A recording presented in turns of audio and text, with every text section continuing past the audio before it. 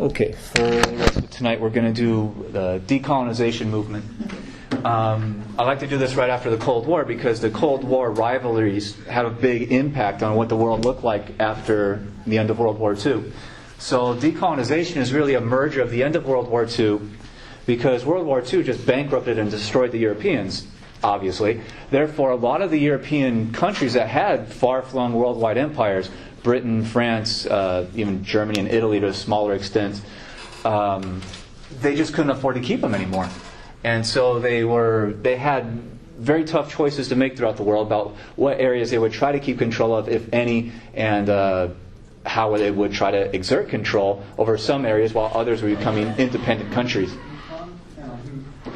So you see a kind of dovetailing of the end of World War II and the rise of these newly independent countries that will have national elections, and they get thrown into the politics of the Cold War because the United States and Soviet Union start looking for allies throughout the world as these new countries are emerging. So it's a very kind of troublesome thing to go through historically because it's happening all over the world virtually at the same time. So it's very confusing.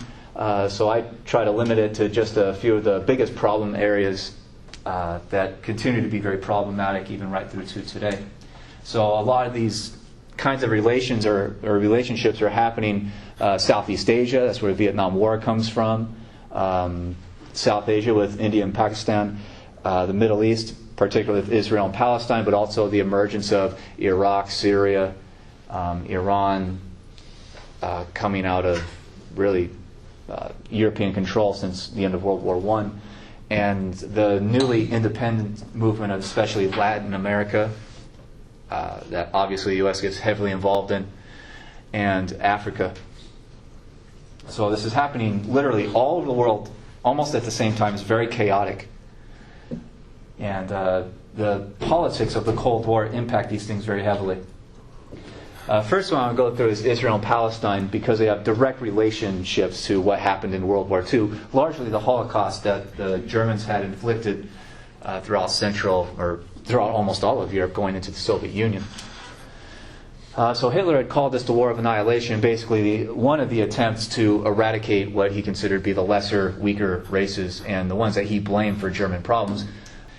But obviously after this War of Annihilation, a lot of the Jewish survivors of World War II, which are not that many compared to how many there were before the war started, they don't want to be in Central Europe anymore for obvious reasons.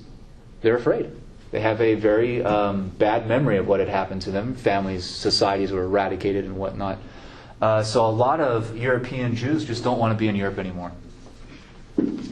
And they advocate to get a country of their own somewhere in the world. And there's a lot of debate. There is a lot of debate internationally about where that country would be located. There's a lot of debate about the United States maybe opening its borders to mass immigration of Jews, especially into the northeastern United States, centered around New York City. Eventually, a new state of Israel is carved out of a place in the Middle East along the eastern Mediterranean Sea. In that area, largely because it had ancient ties to an ancient state of Israel and a state called Judah that had existed in antiquity, in ancient times, led by people like Solomon and King David and whatnot. So there are a lot of international calls, not just from Jewish groups themselves, to get a country carved out of that type of area. The problem is that there's already a lot of people living in that area by the 1940s. So after 1945, there's this call, and they start looking at different parts of the world to put them. And the United States doesn't get involved in those discussions for quite a long time because they realize it would be a foreign policy disaster to put Israel, the new state of Israel, in a place, especially where it eventually went. The United States government under the Truman administration made decisions at the highest levels in the spring of 1948 to support the creation of Israel where it is today, or largely where it is today in the eastern Mediterranean, because that was a presidential election year. And there are many accusations that President Truman made this decision on his own without hearing the advice of a lot of his foreign policy leaders, especially George Kennan was very much against this. And Kennan said that if you do this, it'll be a U.S. foreign policy disaster for decades and decades. Who knows when it would end? Because the people living in that area would not be happy that you are basically taking their land. So Israel is put into place in 1948. Has immediate problems. Number one, people are already living there and they are displaced. And they're not happy about it, and they're still not happy about it right to this very moment. The eventual population in original Israel is only 1/3 Jewish. So even all the European Jews who moved into this area, and a lot of international Jews who moved into the area, they still only make up about 1/3 of the population of Israel itself. And they start to even then define themselves as a Jewish state. Another major problem is you have this pan-Islamic movement that's been discussed since at least the late 1800s throughout the greater Middle East, going all the way from Western Egypt all the way through Persia, Old Persia, which is called Iran. So there are dreams of a kind of Muslim superstate to either rebuild or replace the old Ottoman Empire. And Israel going in with European and U.S. backing seems to be a real dagger in the heart of that kind of dream. So a lot of Muslims, or what people would call kind of radical Islamists today, who want to see an Islamic state built in this region, are very much offended at the creation of Israel and view it as an attempt to stop the creation of a pan-Islamic state. Other countries are built along Israel's borders, so they're literally redrawing the map. Probably the most important one is Lebanon, which was created to basically be a Christian haven in the area. Pieces of Lebanon are carved out of the existing country of Syria.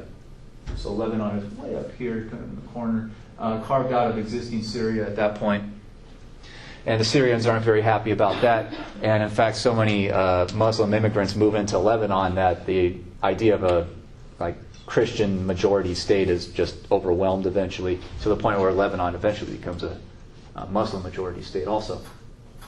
So even the neighbors that are carved out on the map to be somewhat friendly to Israel, eventually, just through immigration and the politics of voting, become very hostile toward Israel almost immediately.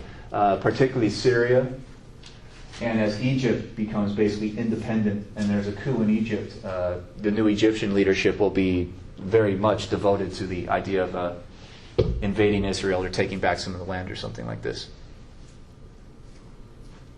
So does that make sense? So right off the bat, Israel is surrounded by hostile countries and hostile populations.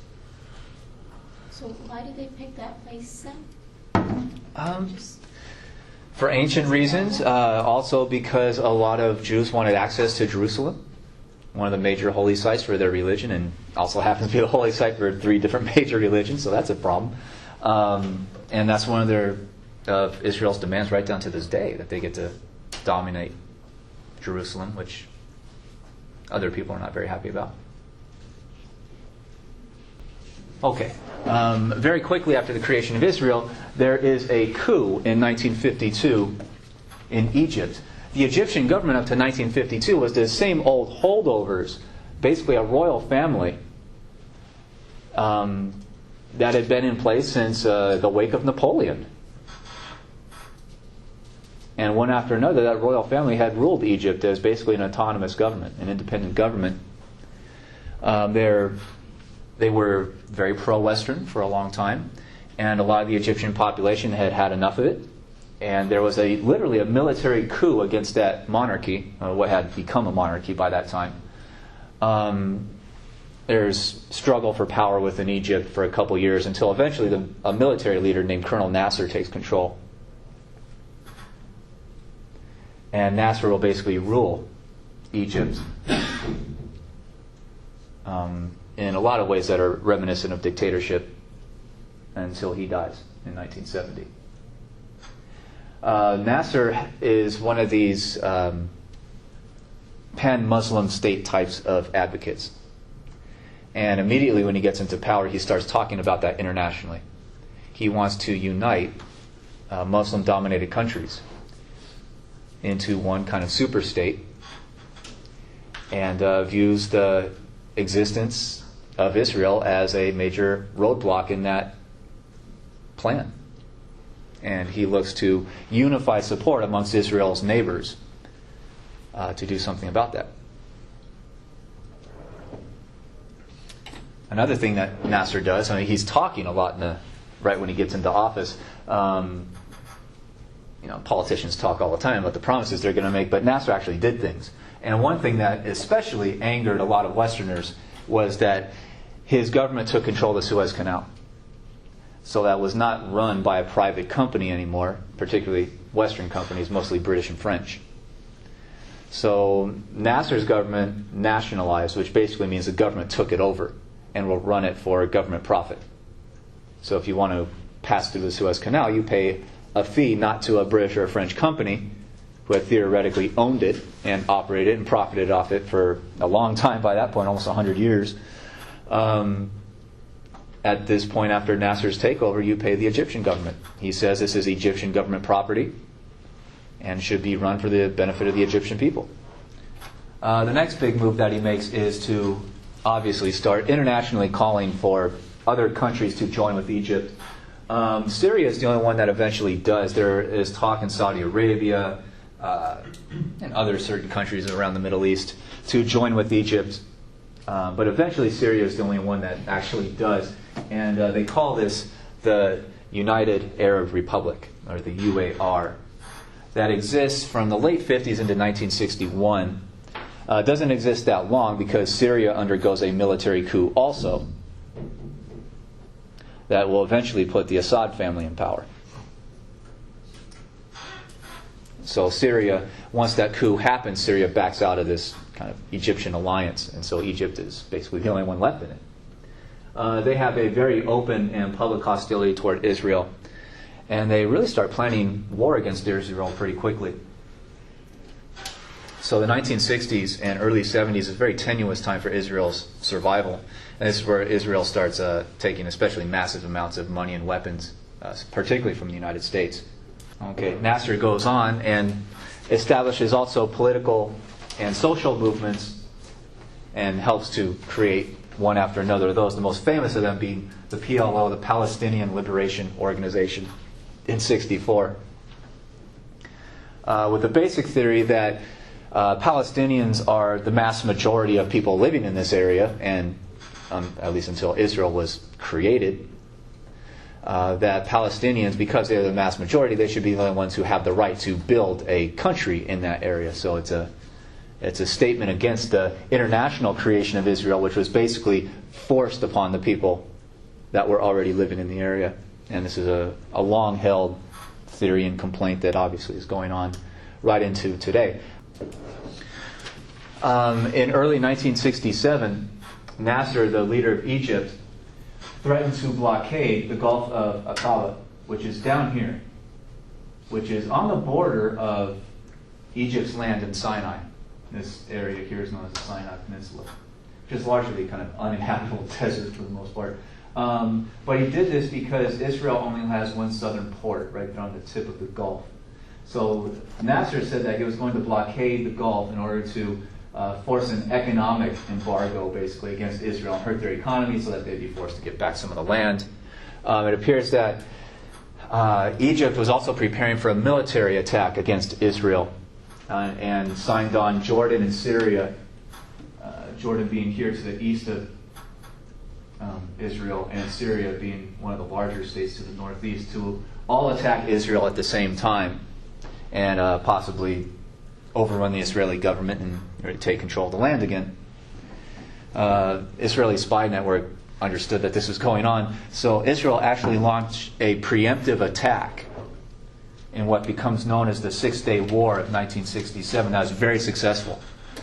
Basically an Air Force attack that bombed Nasser's Air Force and a lot of his army before it could move, and also forced Syria and Jordan to give up very quickly, literally within a week. And the Israeli army went forth and occupied Egyptian lands, Jordanian lands, and an area known as the Gaza Strip. Also took some defensive territory, good defensive land from Syria known as the Golan Heights. And this is very controversial because this is the Israeli government growing its land holdings at the point of a gun. So this is territorial growth, not through diplomacy or buying land, but just through straight military conquest. They eventually decide to give the Sinai back to Egypt, but they continue occupying the Gaza Strip, named after the city of Gaza, to this day, and a lot of parts of what has become known as the West Bank. And it's called the West Bank because of the Jordan River. So it's literally the kind of west bank of the river, which kind of surrounds Jerusalem. And that's where you see, specifically up to today, the Israeli government has been building settlements for Israeli citizens to go live in order to really just occupy and dominate the area so that they would never, they claim would never be capable of giving it back because there's too many Israeli people living there. And that's where you see, specifically in the negotiations between Palestinians, Jordanians, and Israel and Egypt, these talked about Israeli settlements in the West Bank. That's the area they're talking about. So that's controversial also to this day, and the source of a lot of hostility. And there's major problems, especially over the division of Jerusalem. There have been calls for it to be labeled basically an international city that no group gets to dominate. It should be open to anyone who wants to travel there. But Israel and the Palestinians say that when they especially the Palestinians, when they say they want to formulate their own actual country, that they want Jerusalem to be their capital. So that's a point of major contention and has been really going on almost ever since. And Israel has fought several more wars against its neighbors in order to at least keep the lands that they've dominated, if not to extend their holdings. Nasser died in 1970, and his vice president, Anwar Sadat, came into power. Sadat is basically continuing. He would continue Nasser's foreign policy, especially against Israel. Sadat plans his own war against Israel. So Sadat is another believer in this pan-Arab type of state, the super state. Launches his own war led by Egypt against Israel in 1973 that can be known as the Yom Kippur War. Again, a pretty short military conflict that Israel defended itself and was humiliating to the Egyptians. And after that war, it appears that especially the Egyptian and the Israeli leaderships were willing to try to negotiate some kind of long-term settlement, because there are bombings, assassinations, threat of war that is just ongoing for years and years and years. And at this point, especially with U.S. backing of Israel, that it just didn't appear that either side was really going to be able to defeat the other. Then you get the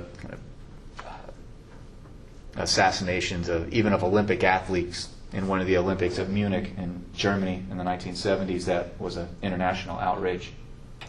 So that seemed to be a motivator for the leaders of especially Egypt and Israel to create some kind of peace agreement. The agreement is very tenuous. It's very complex. So the eventual agreement that U.S. President Carter negotiates between the two is literally a laundry list of different steps, one by one, that have to be taken to create a long-term peace. And it's basically the Egyptians give up on one side, they give up a demand, and then the Israelis give up something else, and then it goes to the next level and the next level, and it goes down, down, down. You're supposed to go down this giant checklist, and at the end of the checklist, you're supposed to get a long-term peace between the two. That's why it's called the roadmap to peace. It's literally this long and winding document. The problem is that each side, right to this day, accuses the other of not fulfilling their side of the bargain. Like, we gave up our side to start, and then you didn't budge on what you were supposed to do. And those accusations are flung right down to this very minute, back and forth between Egyptian, Palestinian, and Israeli leaders. So they created a checklist and then basically haven't followed it very much ever since. And they accuse each other of breaking the deal. So right down to this day, Israel has grown territorially still dominates the Gaza Strip and Gaza City, and that's where the attacks have happened, where every once in a while you get a bombing in Israel, or Israel decides to attack a PLO leader, a Hamas leader, and assassinate them. And Israel literally runs helicopter gunships all over the place in this area, just looking for what they define as terrorist leaders, and they'll bomb a house and kill a bunch of people and say they did it to get a certain terrorist. That often causes the Palestinians to launch bombings or rocket launches against Israeli government buildings or population centers or something. And every once in a while you just get these outbreaks of hostilities that are very violent. Kill a couple thousand people at a time. And of course each side blames the other for starting the whole thing. Now going to India and Pakistan. India was obviously, from the start of our semester, a long-term, at first, Portuguese-type colony, and then the British took it over.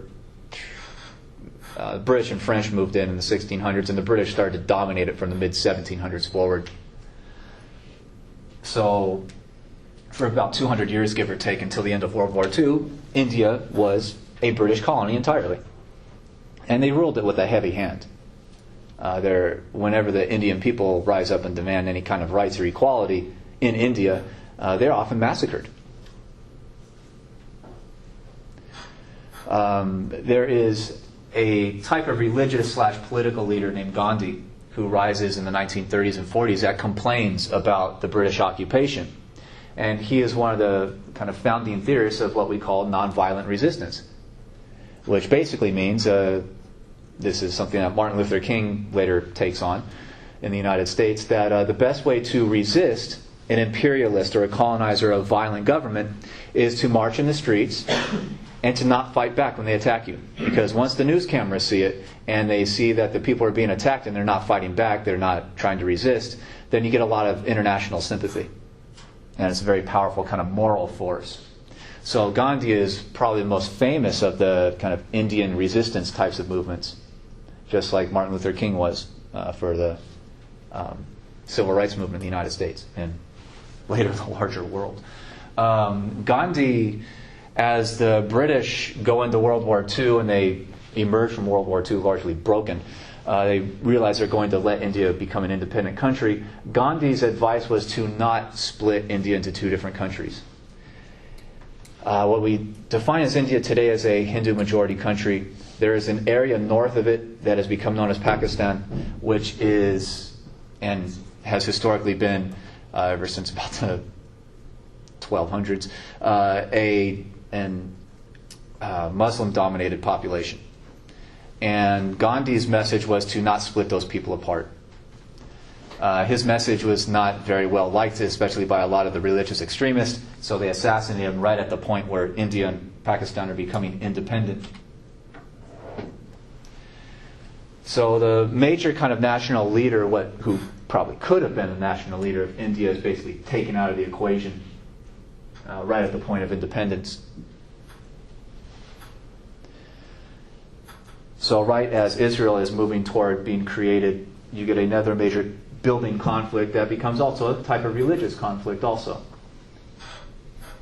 And at giving this area independence, the British did decide to split what had been historically only India up to that point into Pakistan and India. Pakistan being the Muslim-dominated, India being the Hindu-dominated populations. There is a mixture in the north, an area called Kashmir. There are problems in Kashmir because there's a somewhat large Muslim population living there that is very nearly a majority, if not an outright majority, but run by a Hindu-backed government. So there are problems right off the bat there. And India and Pakistan will fight each other over Kashmir, and is still disputed territory to this day. That has, even in recent years, threatened war between the two. The rising Indian politician is named Nehru. He was a follower and a friend of Gandhi, more of a politician, though, than a religious leader. He was a lawyer, was involved in the kind of independence movement right off the bat, so was a famous Indian politician going pretty far back. He, in the first Indian free elections, he and his party go into power, so he becomes the prime minister. His foreign policy is number one to occupy Kashmir and take control of it. That will eventually is immediately a conflict with Pakistan, and will eventually lead to open war between the two countries in 1965. So there's a long-term mutual hostility between the two that becomes even more dangerous when India gets nuclear weapons, and then Pakistan does in the 1990s. Outside of Kashmir, Nehru's general foreign policy is independence. And this worried, especially the United States. Nehru does not want to get involved in the Cold War. He doesn't want to take support of either side. He wants India to be independent, to stay outside of the Cold War, which of course the Soviets and the Americans view as suspicious, right? Why don't you want to join our side? We're the future of human freedom and whatnot. And also worried both sides, especially the Americans, because he set what some commentators have called the problem of a good example. That these newly emerging countries, through decolonization, could be independent of both the U.S. and the Soviet Union in this era of Cold War. That they could make their third way. And Nehru wanted to lead these so-called third world countries that are becoming newly independent, having their own governments. He wants to be a leader of them internationally to create basically a third grouping. Another thing that very much worried, especially the American government, was that Nehru was a socialist. And of course, socialists that get put in charge of newly independent countries tend to do things that Nehru was doing, which is basically industrialization, build up state-owned utilities like electricity or natural gas or hospital systems or cheap housing for the poor, education or something, roads. Nehru is also a good example to a lot of these newly independent countries that they can build things themselves and they can build their societies to be fairly liberal societies. They'll have free markets for stuff. But the idea is that the most important industries that everybody depends on should be run by the government. That's generally what socialism is. You take government revenue, government funds, to build the stuff that everybody depends on. That's stuff that you don't really want to trust individual companies to run, because companies are very often greedy.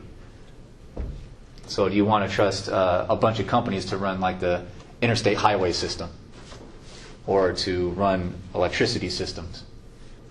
Because if they start cutting corners with that kind of stuff, you could get a lot of potholes in the roads. Roads could become undrivable. If you put them in charge of natural gas production, they may cut corners to the point where stuff starts blowing up all over the place, which has happened in places where they have gone with private ownership. So there's an argument for that. He's not a full-time or full-fledged communist, though, because he wants companies to run a lot of important industries, and he wants capitalism, profit motive for especially industrial growth, technological growth. But like a lot of other socialist leaders in newly emerging countries, the United States, in many ways, started to define Nehru as a kind of closet communist. Someone who keeps it secret that he wants to go to full-fledged communism, so he may be attacked. The United States eventually never really sought to remove him as much as other leaders in the world that were, in the U.S. estimation, closer to communism, or they say more communistic, or closer to the Moscow line, or something like that. Gandhi sticks around until 1965, or not Gandhi, Nehru. His daughter, Indira Gandhi, no relation to the original Gandhi, but it's just her name, becomes prime minister in 1966. She's assassinated in 1984, largely continuing his policies, assassinated by a basically religious extremist. Then her son, Nehru's grandson, Rajiv Gandhi, goes into office almost immediately after his mother's assassination, and he sticks in office until he is assassinated in 1991. So you have literally 4 decades, give or take, of the Nehru family in charge of Indian politics. and they largely rebuilt India in a lot of ways. It has a lot of problems even today with mass inequality.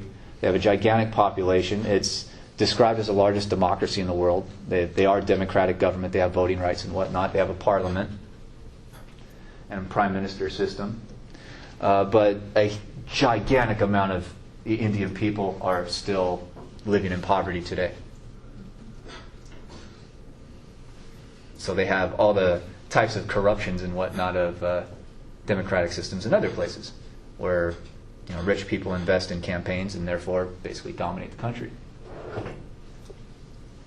Pakistan had its own internal problems right off the bat also. One of the biggest problems is that Pakistan was actually two different places. There's a kind of northwest of India, and it had this little chunk also just on the east. So that was also part of Pakistan. It was called East Pakistan at the time. And very quickly there are problems between those two different groups because the major population, Pakistan today is the sixth largest population in the world, so a gigantic amount of people. The major amount of them are in the kind of northwest section, and different dialects are spoken in the eastern part. So there are different cultural connections, different languages. And when the major part of Pakistan tried to enforce its kind of religious systems and especially its language systems on the east, you get a rebellion in the east that eventually leads to the creation of an independent country called Bangladesh. So that's how that rises. Pakistan has a lot of other internal problems, especially with democracy. Pakistan had a fairly democratic type of government up until 1950s or so, when a military coup was implemented. And then it goes back and forth between a democratically elected government and then another military coup. So another military coup took over from a more democratic type of government in 1965. And that lasted for a few years until 1971, when a more populist movement rose up and got rid of the dictatorship. And the most popular politician is a guy named Bhutto. Was Western educated, dressed very nicely, a lawyer by trade, but a master politician. Became the de facto leader of the newly democratic type of Pakistani government. Promised a whole lot of reforms, more civil rights, more education, a lot of the stuff that Nehru was really doing, which angered the military who had been kicked out of office. So they came back in 1976 in another coup, knocked him out of office and actually threw him in jail, and didn't trust him for the long term, so they ended up executing him. And that dictatorship would be in place until the late 80s. And it was a really rigid dictatorship. Also, killed anyone who disagreed, anyone who complained. So it's a Stalinist type of system, but not outright building a communist economy. It's more of just a dictatorship. But they're known for all kinds of atrocities and whatnot. One of Bhutto's children, one of his daughters, kind of took up his name. When he was executed, she went to, I believe it was England and then the United States to also be educated, went to college, became a politician in her own right in the 80s, and returned to Pakistan at the fall of the military government. So you're going to have the first elections in Pakistan in quite a long time. And she is a very famous person, also because she's a woman in a Muslim-dominated society. And in a society, specifically in Pakistan, where there's a lot of resistance to modernization, and especially a lot of resistance to allowing women into powerful positions. So she was controversial, had a massive amount of support within Pakistan, but there's also a very dedicated opposition movement against her. So her party actually wins the election. She becomes prime minister in 1988, is knocked out of office in 1990, and is forced to flee the country. Comes back in 93, wins another election, becomes prime minister again. And then accusations of corruption and basically stealing from the treasury are kind of announced against her and her husband in 97. So there's another military coup against her in 97. That creates another military government that dominated until 2006, 2007, when she officially announced that she would return and run for re-election, and her party was again very popular, and it looked like she was going to sweep into power again, and somebody assassinated her in December 2007, which was the final kind of straw for the Pakistani people. She had so much support that they basically rose up and demanded the dictatorship leave office.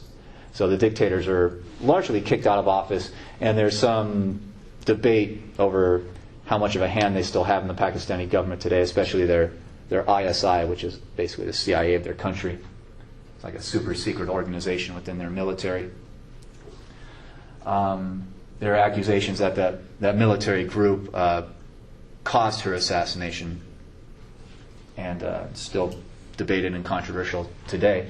And how democratic the Pakistani government is today, how much they actually have to respond to the will of their people and through voting and whatnot, is still fairly up in the air. So a lot of accusations of voter fraud and whatnot.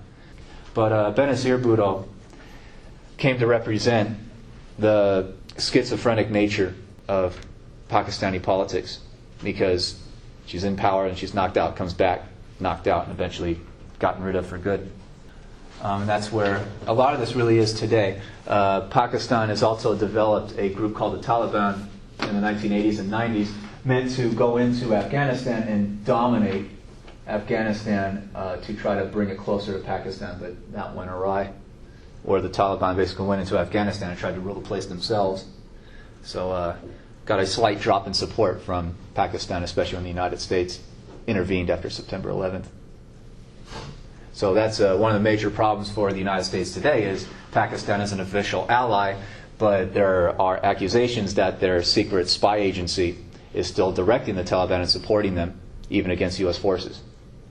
So there's a big question: does the U.S. still give Pakistan diplomatic cover, give them money and weapons to defend themselves, even when they're often using those weapons to fight against American troops in Afghanistan? That problem just hasn't been solved, and doesn't appear to even be close to being solved. It's a giant conundrum for the United States. The other side of that being, if you allow that government to fall and the Pakistani people get to vote, maybe they'll vote in a group like Hezbollah or something and give them nuclear weapons. You take your risks. But, that's what happens when you play these international types of games. Okay, now going into Africa, the short story of Africa is that it had been dominated almost completely by European imperialism, as we saw until about World War I or so. After World War II, again, the Europeans just couldn't afford to keep their empires, especially in Africa. Africa largely wasn't even all that profitable for them, because the African people were so difficult to repress. So you get a giant amount of independence movements throughout the whole continent. And you can see most of these are located in the late 50s and 1960s, where a huge amount of the continent just very quickly becomes a series of independent governments. And this wasn't always peacefully. Especially the French tried to keep control of their colonies in Algeria and Morocco. And that inspired resistance movements in those areas that were labeled terrorist organizations, and that was one of the problems of French foreign policy in the 50s. How do you keep control over these areas? And eventually it's decided they couldn't. So there are mass bombings and attempts at assassinations throughout the area. One of the largest problems of African independence is that they have, by that point, lived with almost 100 years of European imperialism. The Europeans went in and basically tried to suck resources out of Africa and didn't seem to care very much for the development of the continent as any kind of industrial power very much. The Europeans basically went in and built factories when it was useful for the Europeans, and built railroads where it was useful for the Europeans, and didn't seem to care much about really growing the African economy. So right down to this day, most Africans are still stuck in, still largely stuck in basically a 1700s unindustrialized economy. They're mostly farmers. Another major problem is that when the Europeans went in, they got rid of a whole lot of different crops that the Africans used to farm because the Europeans went in with the idea that you should just grow one place in one thing in one area, grow a whole lot of it, and then you can export it and get enough cash to reinvest to build railroads and bridges and whatnot that the Europeans found useful. So a lot of the African economy, even the farming economy, has been decimated. They're just not growing a whole lot of different things.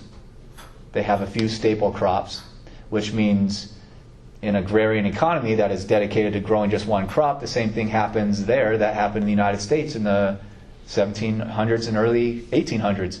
When you grow only cotton and the price of cotton goes down, your whole national economy can be destroyed. And of course, when you have a whole lot of people growing the exact same thing, what happens to prices? They go down because there's a whole lot of supply.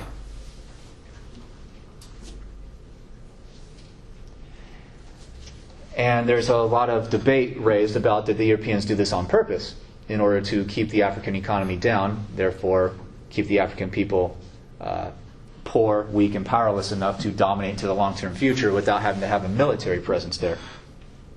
You basically rule them economically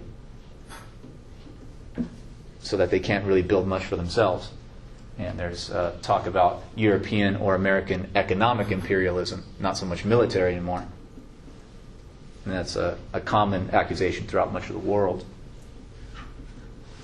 You rule them with money and debt. And that's just as effective as sending in your troops. And in fact, a lot cheaper sometimes, because troops are expensive to keep up. And there's a lot of accusations that groups like the International Monetary Fund and World Bank that were built in the aftermath of World War II to fund rebuilding efforts, that they have become predatory. That their large role in the world today is to give gigantic loans to impoverished countries throughout the world. Give them giant loans up front and tell them, we're going to give you a whole bunch of money. You can pay it back in small increments over 30, 40, 50, 100 years, whatever. And you can use that money right now to build hospitals and bridges and railroads and industry and all that kind of stuff. So you can grow your economy to the point where you can make the payments easily and you can get into a cycle of economic growth and prosperity.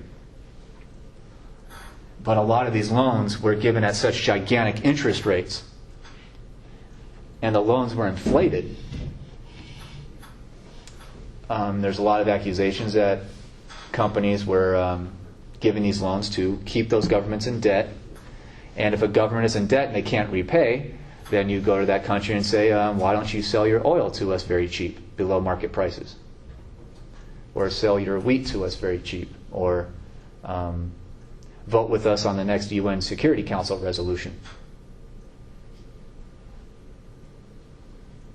And if you ever compare, as much as you hate paying for gas in the United States, compare that to how much the British pay, or the French pay, or the Australians pay. It is far, far lower. I had a student over the summer who just moved. She had grown up here in California and moved to Britain and stayed there, or the UK, whatever they're calling it now. Stayed there for like 15 years or so and got married, had kids there, and just recently came back this past year. And she said that her and her husband sat down and did the calculation, because British pounds and they use the metric system and whatnot, to figure out how much they're paying per gallon of gas. Anyone want to take a guess over there what the equivalent of a gallon of gas is? $18 a gallon. And Australia is even more. So, you guys complain about $4 or $5 a gallon. To them is a joke. And there's a lot of accusations that this is the reason why. Yeah, Britain is a smaller country than the United States. It is, but they don't have the access to oil that we do. Because the United States has close ties to a lot of African governments, and especially Middle Eastern governments that sell oil to us below market prices. And here's a couple of cartoons that I found on the internet that depict what the accusation is. They call these structural adjustment programs, where if you can't pay your debt, they're going to restructure the debt to figure out a way to allow you to survive it. And a lot of these are very destructive. They take money out of education, they take money out of health care, all kinds of things, all kinds of government programs for the poor. And they basically funnel it to paying off debts, which oftentimes are owned by investment companies on Wall Street. Another major problem, of course, is that when the Europeans went in, they didn't care about any kind of political or ethnic or cultural divisions or religious divisions amongst the native Africans themselves. The Europeans went in for natural resources. Therefore, they went in to dominate and redraw the map of Europe for European interests and ended up splitting up a lot of the native African populations. So when you get a place like the Congo or Sudan that are eventually built up to be European colonies, they draw the map where it's useful for European access. And they often split people apart. They draw a map right down in the middle of an ethnic community. They don't really care. And when the Africans complain about this in the 1800s, it's fairly easy to repress them because you have machine guns and they don't. The long-term problem for this is that when the Europeans started to allow the African countries to become independent after World War II, the old colonies are basically the exact same that become the new countries. Therefore, a lot of these new countries have tons of different minority groups because they've been split apart for so much. A country of Zaire, I think it was, eventually has like 75 different national languages. So they are just clusters of these different groups. And when you have votes in a lot of these countries, if they have democracy, if they have any kind of democratic institutions, you can have a bunch of different political parties, and no one group can get a majority of the vote.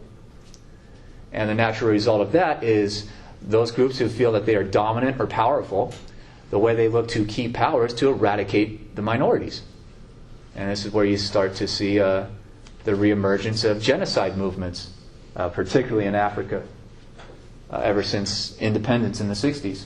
And one of the worst recent instances is in southern Sudan, a place called Darfur, where 400,000 people were estimated to be massacred and millions kicked out of their homes. And again, that's the map is confusing. You get the borders changing often. You get very frequent coups. And you get a lot of small-time dictatorship types of regimes that look to stay in power through violent means because it's sometimes, in their mind, the only way they have to stay in power. If you actually allow the people to vote, that they'll vote you out. There's also been calls, ever since the early 1900s, for a Pan-African movement to get rid of the European divisions and join the African people together in one African superstate. And there are a lot of calls for this, specifically coming out of a country called Libya since the 1960s, where a military guy named Colonel Gaddafi was a major leader, especially of a North African movement to unite all those countries, major oil-producing countries, into a superstate. And it was obviously opposed by the United States.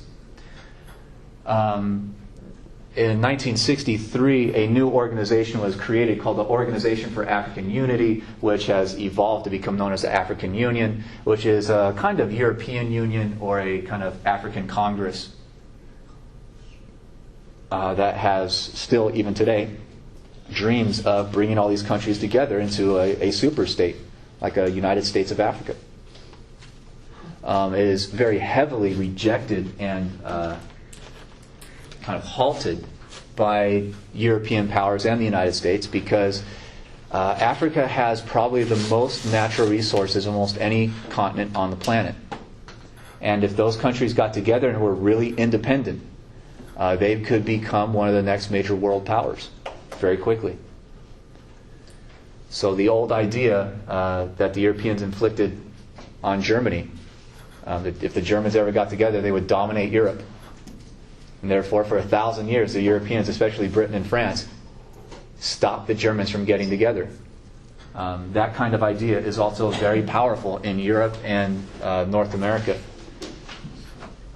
And similar calls have been given in Latin America by Che Guevara. And a lot of these leaders are assassinated.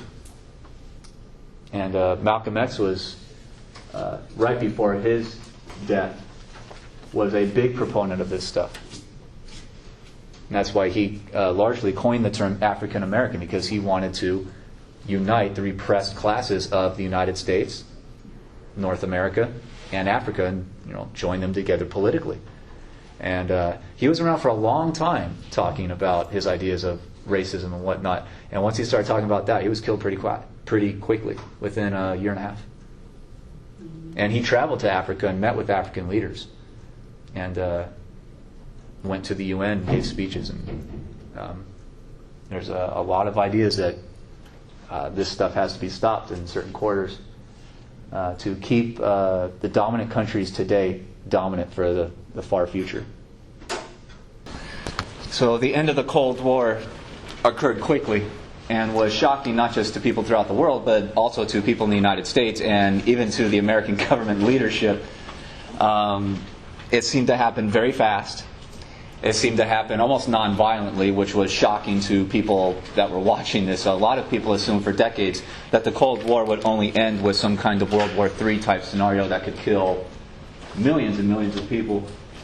So the seeming lack of violence and quickness of the end of the Cold War, literally people woke up the next morning and it was over. And there's this possibility of a whole new world that has emerged after 45 years of a constant threat. And it was a time of great optimism, not just for American leaders, but also for much of the world, feeling that the real threat of nuclear annihilation had pretty much been avoided. So the U.S. has big decisions to make in foreign policy and its own internal domestic policy. And that tends to take up a huge amount of space and tends to create the major political debates in the U.S. throughout the 1990s and in some ways ever since. The sitting president at the time that the Cold War ended and the Soviet Empire in Eastern Europe collapsed and then the Soviet Union collapsed was the first George Bush, George W. Bush's father. So the first George Bush served one term as president. He was Ronald Reagan's vice president. So when Reagan finished his second term, the first Bush, the elder Bush, ran for the presidency. So the first George Bush is basically a type of next generation of Reagan personality people. So he brings a kind of next generation of Republican leaders into basically deciding what the world should look like now that the Cold War has ended. Of course, they ran for office in 1988, not knowing that the Cold War is going to end so suddenly and so absolutely. So the election of 1988 was not very much a foreign policy kind of election. It was more a domestic policy. So by the time the Cold War ends and you have a sitting president who doesn't have a kind of grand vision for the world in the Cold War, he just kind of assumed that the Cold War would keep going, and his leadership assumed that going into office. When it ends so suddenly, people look to the President of the U.S. for some kind of vision or leadership about what the future of the world should look like. And in a lot of instances, the map of Eastern Europe is going to be redrawn again. A lot of those former Soviet-style dictatorships have collapsed. Their governments are basically non-existent. So it's an open question what Eastern Europe is going to look like, what kind of economies it's going to have, what kind of politics it's going to have. Will they have voting rights? I mean, it just across the board. And the first George Bush didn't seem to have much of a vision of how to remake the world. And he even said in television interviews that he didn't have what he called the vision thing. So there is a kind of decided lack of any kind of contingency plan for what happens when the Cold War disappears, because it was just so unthinkable that it would end like that. So there's a lot of confusion, especially at the highest levels of the U.S. government, trying to determine what the new foreign policy would be in relation to the collapse of the Soviet Union and to the new Europe. And that question is really up in the air and ongoing for a couple of years into the early 1990s. So in Bush's re-election attempt in 1992, he is knocked out fairly easily by the Democratic nominee, Bill Clinton. So the election of 92, again, is not really a foreign policy election in any way, shape, or form. If you ever go back to the debates, it's almost completely focused on U.S. economics, the national debt, and what to do about a lot of these types of problems. So when Clinton goes into office in January of 93, he also doesn't seem to have much of a kind of New World Order type of vision thing for what the world should look like. So Clinton is basically very new to foreign policy. And it appears that U.S. foreign policy under Clinton he will win re-election in 96, so Clinton's in office for the rest of the 90s. And under his administrations, U.S. foreign policy will basically be focused on avoiding the outbreak of large-scale civil wars in Eastern Europe, the former Soviet areas, Soviet-dominated areas. So keep them from killing each other, basically, which is eventually not very successful.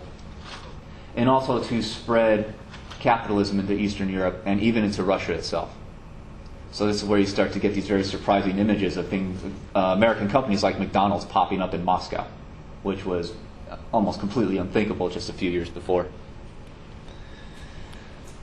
So they are very successful in basically pushing capitalism into Eastern Europe and the former Soviet Union, and those become some of the wildest kind of sources of investment in the whole world. A lot of American companies spend a lot of money taking over former Soviet government utilities like gas companies, oil companies, electricity companies, on and on and on.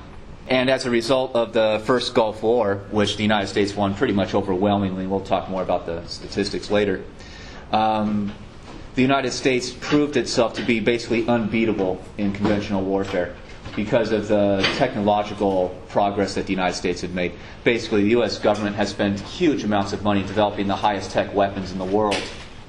And the first Gulf War is where you start to see the first uses of satellite images and laser-guided bombs, which was a revolutionary idea back then. It was a giant surprise even to the American population. They can literally point a laser at a building and choose which window you want the bomb to hit. To us today, that is seen as a kind of natural or secondhand or just common to American military power. But back then it was a giant shock to the world. Saddam Hussein was estimated to have somewhere around the 4th or 5th largest army on the planet, and his army was eradicated in just about a month and a half. So the U.S. proved its military to be basically unbeatable in any kind of normal type of war, tank versus tank type wars. And that's really where the U.S. still sits today, right? I mean, does any country in the world dare take on the United States in a real war? No, because they understand that they would probably be annihilated very quickly. And obviously they don't want to start a nuclear war against the United States because the annihilation would be much more widespread and probably even faster. So most places that look to do battle against the United States militarily either hire proxy fighters or they try to start insurgency somewhere in the world to weaken U.S. power. But that is very much still in effect today. The United States is seen as basically unbeatable in war. And I don't think that's very controversial. Is it? No. Okay. So questions about the foreign policy by the 90s so far. And Clinton leads several interventions in different parts of the world to try to end civil wars or eventually even to try to stop genocides from continuing to take place. Places like Kosovo, Somalia, to several different levels of success and failure or failure. One of the ways that he got reelected was really to give in to a lot of Republican demands. Therefore, his opposition party couldn't really accuse him of doing much because he did much of what they suggested. Another point of U.S. domestic politics is to ensure that the United States, and particularly New York City, would remain the financial capitals of the world going into the far future. And you get these arguments constantly in the late 90s. They're especially afraid that China is going to rise as an economic power to eventually challenge the United States. We'll talk more about China later. So Clinton and the Democrats gave in and signed on to several laws passed in the mid to late 90s designed to ensure that the United States would be basically the source of loans throughout the world, the greatest capitalist power in the world. One thing they did was revisit basically broadcast licensing and eventually what has become known as the digital spectrum, digital broadcasting, cellular phone broadcasting, internet resources. That's all included in the Telecommunications Act of '96, where Clinton very much gave in into decentralization. basically got rid of a whole lot of rules that have been in place for a long time that said that only one media company, if you're one media company, you can only own like one radio station, one TV station in any given market. Therefore, you have a whole lot of companies in like Los Angeles because it has a lot of TV stations. Does that make sense?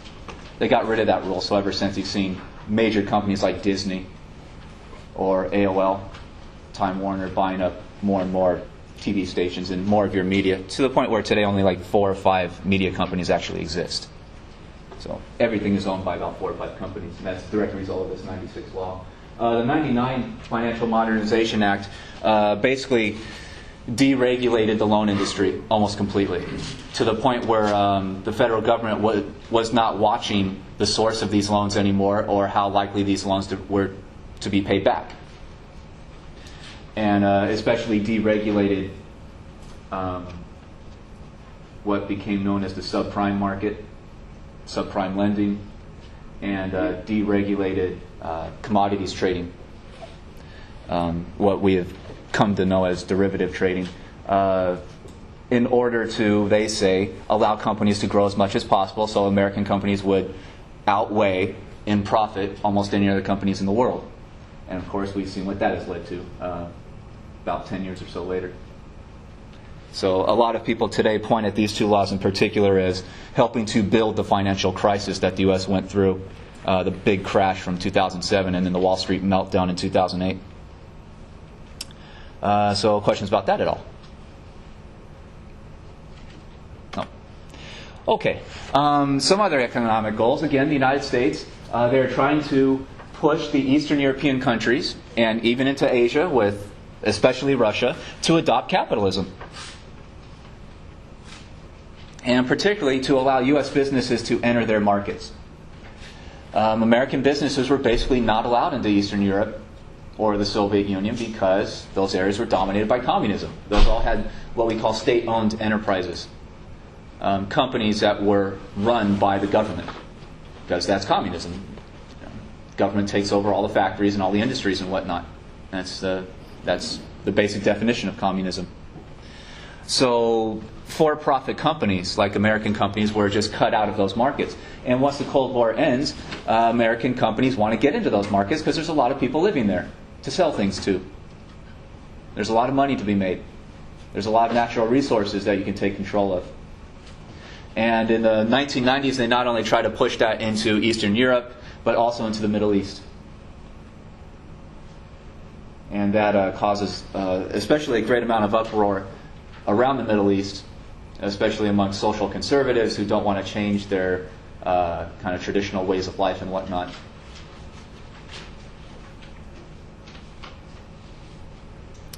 Another thing that Clinton did was to accept negotiations that had been started under the first President Bush in 1993 to create an economic free trade zone between Canada, the United States, and Mexico.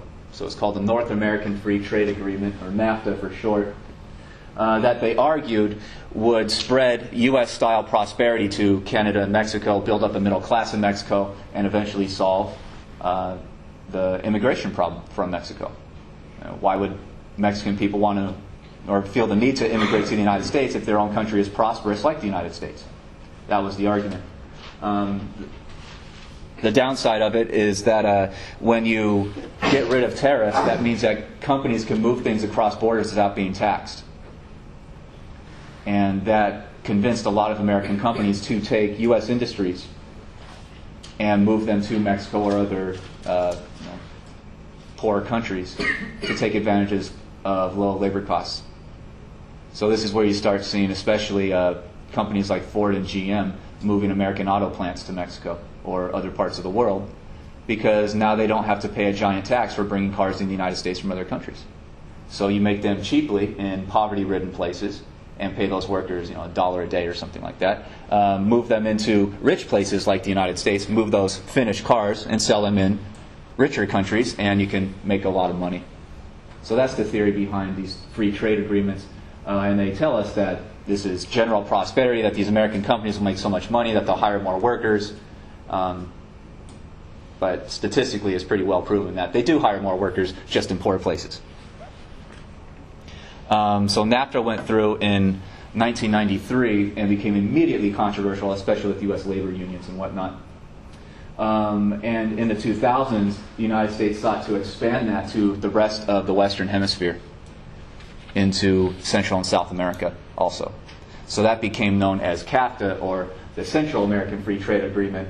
And the vision presented by the U.S. government leaders in the 2000s is to create an American free trade zone that they said would, quote, stretch from Alaska to Argentina. So that was something that was very much pushed in the mid-2000s. Today is not completely in place. Some countries have signed on to it, some haven't. But again, this is seen by American foreign policy leaders and U.S. economists as the expansion of capitalism and prosperity to include the rest of the world. So, questions about any of this at all?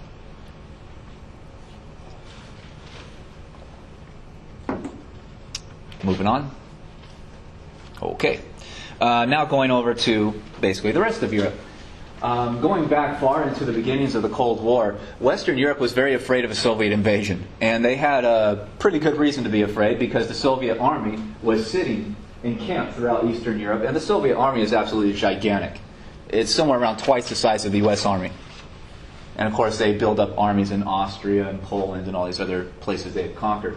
So the Soviet military presence in Eastern Europe is huge. And the Western Europeans were very afraid of being invaded one day, because they figured there would be so many soldiers invading from the east that you couldn't stop them. And even the U.S. government, in its planning for fighting World War III, even admitted that before World War III broke out, that the Soviets would probably conquer the rest of Western Europe. And the American military strategy would basically be to use the U.S. Navy and U.S. Air Force to bomb strategic places to get them to leave. But the Western Europeans didn't really like the sound of that plan very much, so they came up with their own ideas about how to integrate at first their economies to get more efficient production of goods that are useful in making planes and tanks and bombs and all the stuff that they would theoretically fight with.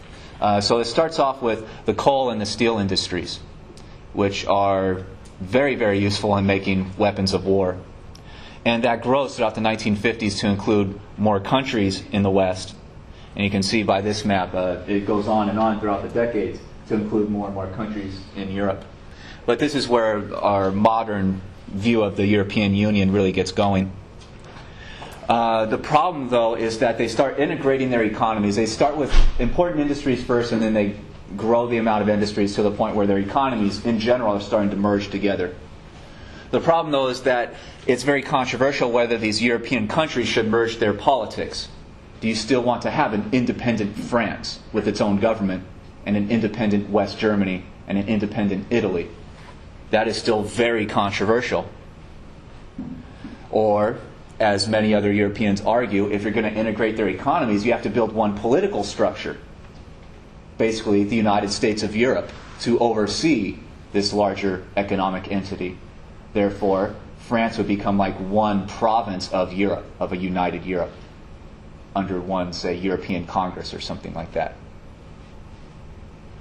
So they continue growing their economic ties, but it's for decades very controversial whether these countries want to really get together politically and form, again, basically one country, one leadership. Eventually, the thing comes to be known as the European Economic Community. And those two, the coal and steel community and the larger economic community, are merged together in one treaty in 1965. So again, they're taking very small and slow steps toward greater and greater economic unity. But that political deal is still very, very controversial, and something that the Europeans argue about right down to this day. Really, one of the most important countries for this kind of unity is the United Kingdom, what we've been calling Britain up to this point. Basically, France, West Germany, and the UK have the three largest economies. West Germany and France are on board with this integration. The British were not. The British have a more valuable currency than any other European state. They have a larger economy, and they view themselves as kind of separate from Europe. So the British very much hesitate to join this economic integration, and still do today. So the politics of this in Britain itself is very, very controversial. And leaders and parties are knocked out when they start taking kind of solid statements on this kind of stuff. So you have this kind of economic entity from 1965, and for about the next 3 decades or so, their general policy is to get more and more countries to sign up. Getting the British to sign on is a long-term project. But the big thing that happens is the end of the Cold War. The Eastern European countries are no longer dominated by the Soviets, by basically a foreign occupation. And very quickly after the end of the Cold War, a lot of those Eastern European countries start making deals and trying to sign on to this rising European kind of super state, or super economy is a better way to put it. And in the 80s, and especially after the end of the Cold War, there's a general recognition by many European leaders that they cannot bring their economies together powerfully unless they do bring together their politics also, and create a kind of European Congress or something to run this thing politically. And another great question is, are the foreign policy goals of France the same as Germany, and what do you do about that kind of potential conflict? Okay, and one of the giant treaties, meeting is held, and they sign a thing that becomes known as the Maastricht Treaty, that formally changes the name of this economic community to the European Union. So this is where the term European Union starts to get used. This is the big identifier right down to today.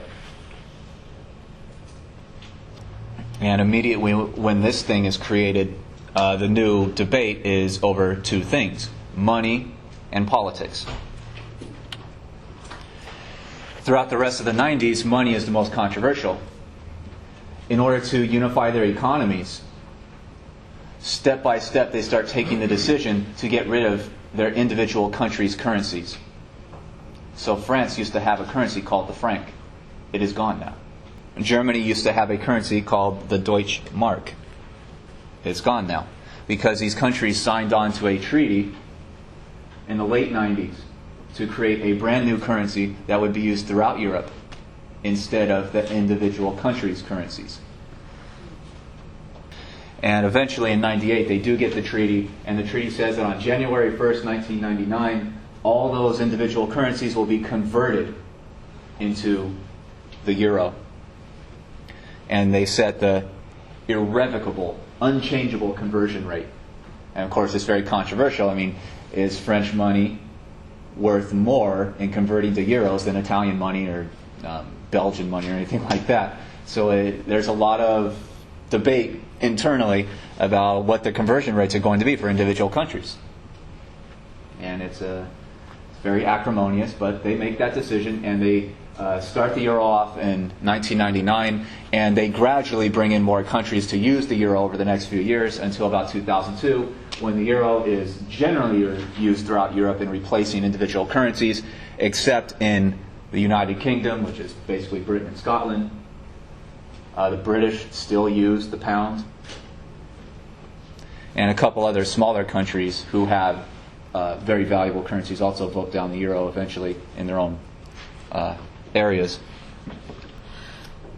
And of course the problem with using the euro is that they have tied their economies together to a point where they cannot be basically separated without a giant catastrophe. But they haven't unified politically. So what happens if there's an economic crisis in this area, but there's no political leadership to make a decision about what to do about the crisis? That has been referred to as the original sin of the euro. They integrated without a decision-making body. They did try, though, to create a unified Europe under a European-wide constitution. So after the euro was implemented fully, or as fully as they have, they started moving toward writing a European constitution. And that took a few years in itself, because there's so many different countries involved in this by that point. And at the end of that drafting process, they had a European constitution. And the constitution said that it has to be accepted by votes in every single member country of the EU. And that was a problem because several countries put it to a vote of their people, and a couple of the really important countries, mostly France, rejected it in the spring of 2004 outright. 60% voted no in France. So that just that one country voting no killed the Constitution. It was already accepted, voted on, and ratified in other places, but France is one of the big countries, so that one country killed it. A vote never even took place in the UK. Because once France votes no, and Netherlands, I think, voted no the same weekend or so. So that really stops the Constitution movement really in its tracks, and it's been kind of hesitant to restart.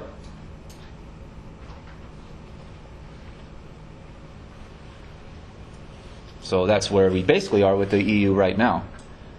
Still waiting on the Constitution and waiting to see how they're going to solve their economic crisis in light of the fact that they don't have a unified political body to make decisions. Don't their economic, whatever happens over there, doesn't it spill over, like, What do you mean? meaning economic-wise, because whatever happens with their economy, doesn't it have like a little... Oh yes, this especially in currency markets.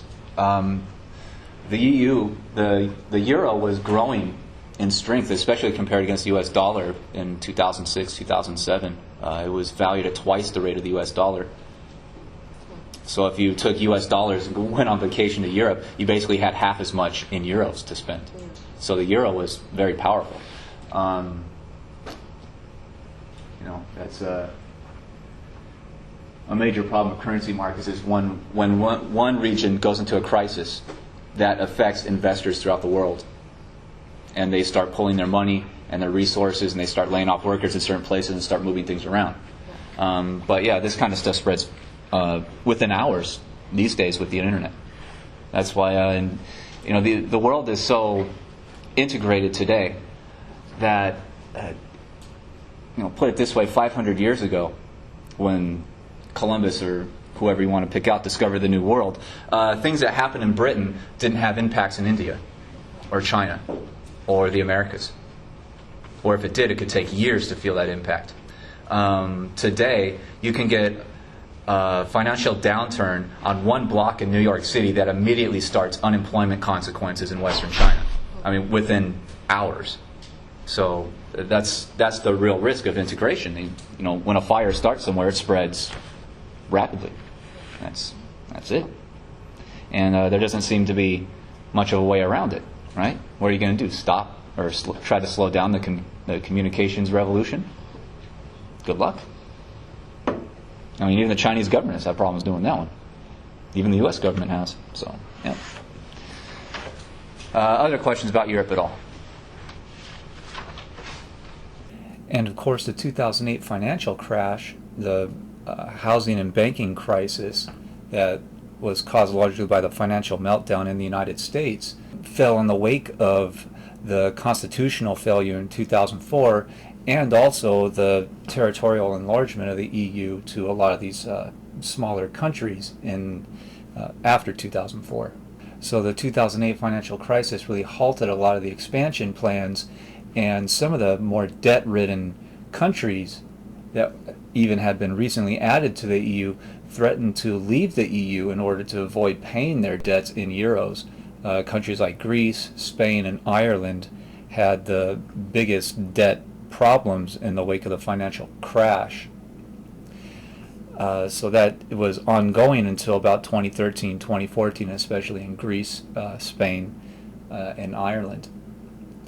In summer 2016, British voters, just by a very slim majority, voted to leave the EU in a popular referendum. And that was very shocking to the world, and especially in the EU itself.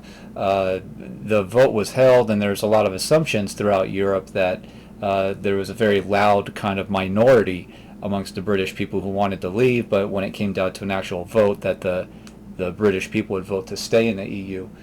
But they voted again by a very slim majority, less than 1% majority, to leave the EU, largely driven by these kind of populist fears amongst the British people that they're just being outsourced to Eastern Europe, where wages are generally lower, and that a lot of European immigrants were coming into Britain, which threaten the British economy because they might bring wages down, and they might kind of overall threaten this idea of like this superior British culture or national identity.